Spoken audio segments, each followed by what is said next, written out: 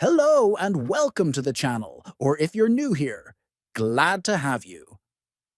Today, we're going to walk you through how to set up a passkey in the X mobile app. If you're looking to boost the security of your account, enabling a passkey is a smart and easy step. First, open the X app on your mobile device. Next, tap on your profile icon in the top left corner of the screen. Then, tap on Settings and Support. After that, select Settings and Privacy. Now go to Security and Account Access. From there, tap on Security. Scroll down until you find the Passkey option. Once found, toggle the switch to turn on the Passkey feature. At this point, you'll be asked to enter your account password, enter your password, and then tap Confirm. After confirming, tap on Create Passkey. Then tap on Continue to proceed with the setup.